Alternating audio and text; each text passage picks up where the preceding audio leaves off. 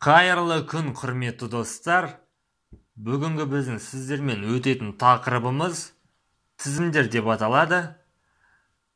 Тізім дегеніміз әртүрлі типтегі мәліметтерді сақтау үшін қажет. Мысалға, егер мен айнымалы ашатын болсам, оның ішіне мен тек қана бір ғана мәнді жаза аламын. Мен мысал 5, 9, 3 деп жазсам, ол маған қате береді. Сондықтан, егер мен көп мәнді жазатын болсам, тізімді қолданған дұрыс болады. Тізім ашу үшін алдымен оған атау береміз. Атау белгілі бір әріп болуы мүмкін, немесе сөз болуы мүмкін. Тек қана саннан бастамасаңыз болғаны. Ал мен болсын бір әріп қоя салайын. Тізім болсын. Тең дейсіз да, тік жақша қоясыз. Яғни бұл бізде тізім деген сөз. Мысал, осының типін қарайтын болсақ, экранға типін шығарайық. Type A дейміз, қосайық.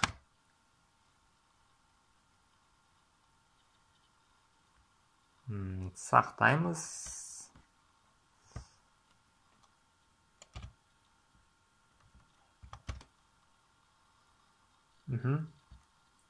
Мінеке, бізге лист, яғни тізім деп шығарып берді.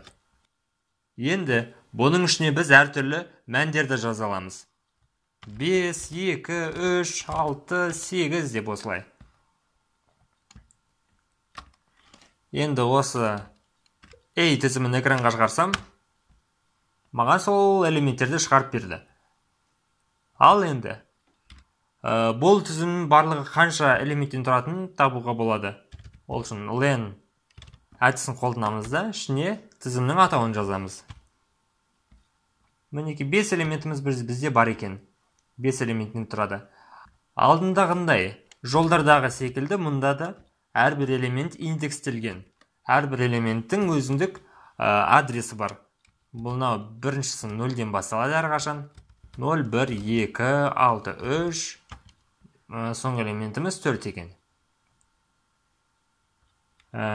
Жолдардағы сияқты мен бұл жерде бірінші элементін экранға шығара аламын.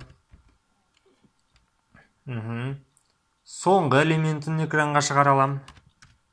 -1 деп жазсам, өздеріңіз білесіздер. 8. Енді соңғы элементі мен алғашқы элементін қосып көрейік.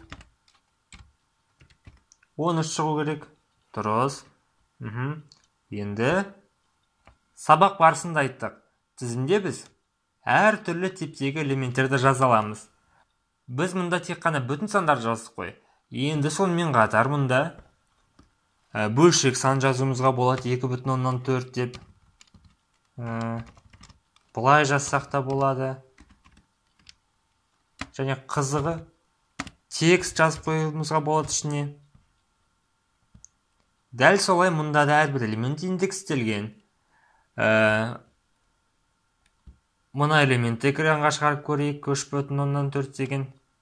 Ол үшін дейміз да, минус артынан санағандағы екінші элемент.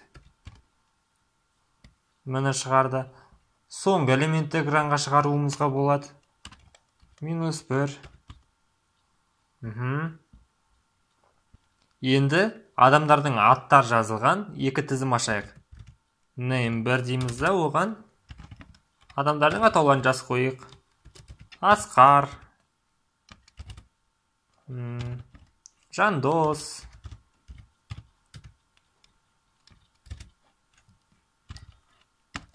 Дамир деп жазып қойық. Name 2.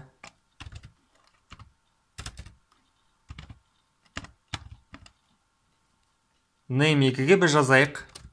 Әсел.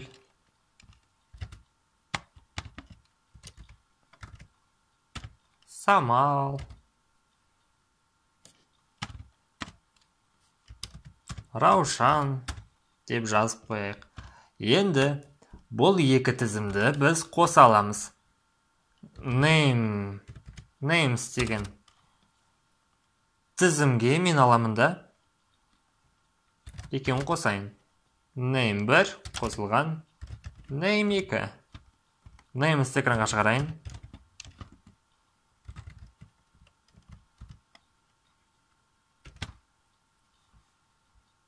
мінеки барлық атауларды бізге қосып берді.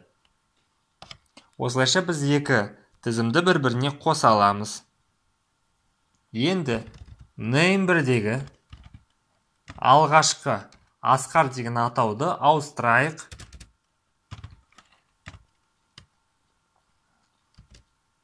Саматқа. Экранға шығарып көрсек, name1. Мінеки, name1-де Асқардың орнына Самат келді. Енді мұна names тізіміне тағы да атау қосайық. Ол үшін names деп жазамыз да. Append дейміз. Ішіне адамның атын жазамыз. Мысалға, Марат. Қайтадан names'ті экранға шығарайық. Print names. Қосатын болсақ, міне соңына Марат деген атау қосылды. Міне. Келесі біздің танысатын әдісіміз pop деп аталады. Ол қараңыз, ол былай жазылады. Names нүкте pop дейміз да print names'ті экранға шығарсақ, қазір қараңызда не болады? Бізде pop әдісі ең соңғы элементті өшіріп тастады. Көріп тұрғандарыңыздай. Маратты жазып едік, қайтадан өшіріп тастады. Ары қарай кеттік. Енді бізде қарап тұрсаңыздар, мына атаулар әр қалай орналасқан, иә? Енді біз оны алайықта алфавит бойынша реттеп орналастырайық. Ол үшін sort әдісі қолданылады. Names нүкте sort деп жазамыз. Енді экранға шығарсақ, print names. Мінеки. Алфавит реті бойынша сорттап берді. Сонымен қатар, сорт әдісі алғашқы әріптері бойынша ғана емес, екінші, үшінші әрі қарай әріптері бойынша да сорттайды. Мысал, қараңыздар. Мен мұнда алайында A, C, A, B деп қойын. Қосатын болсақ, мінеки. A, B, A, C деп сорттап берді бізге. Жақсы, келесі. Енді жаңа тізім ашайық, оның атауын len sort деп берейік. Бұның ішіне де әріптер жазамыз.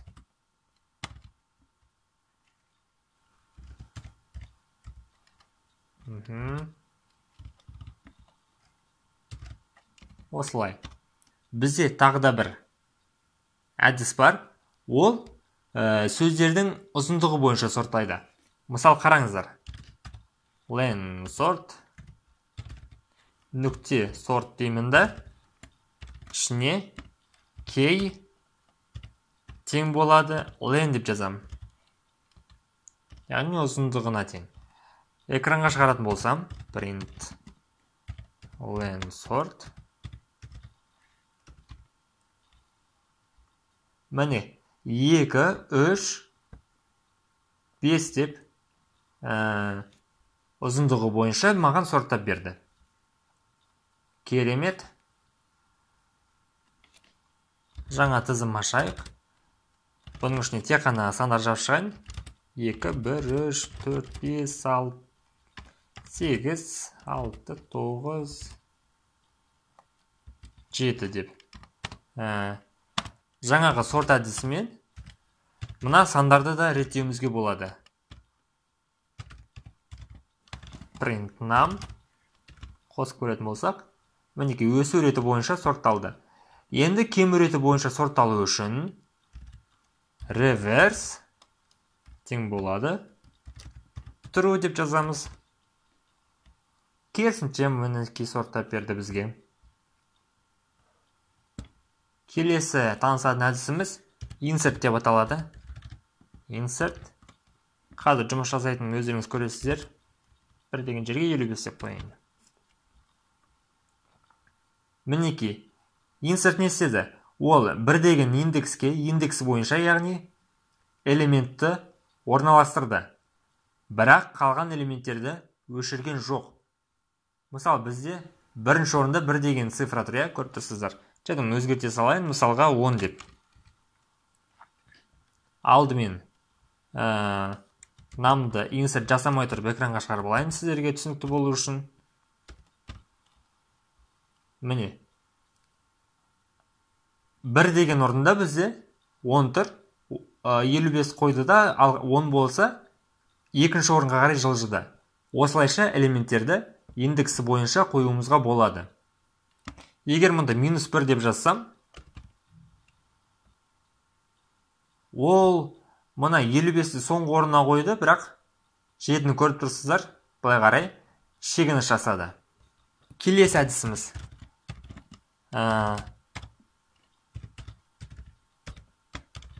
Келесі әдісімізде біз мысалға мына 4 деген санның индексін тауып алайық. 4 деген санның индексі 3 деп шығарып берді. 0, 1, 2, 3. Дұрыс. 7-нің индексін шығарып көрейік. 8. Енді мұнда тағы да жаңа сандар қосайық. Мұнда да 4 қосайық, тағы 4 қосайық. Мұнда да 4 қосайық. Сонда бізде қанша 1, 2, 3, 4, 4 болды. Тағы 4 қосқайын. 5, 4 бар бізде. Енді мен мұнда жазалам. Count деймін да. Ішіне 4 деген жазатын болсам, ол маған 4 деген элемент қанша рет кездесетінін шығарып береді. Сонда 4 деген элементіміз бізде 5 рет кездеседі екен.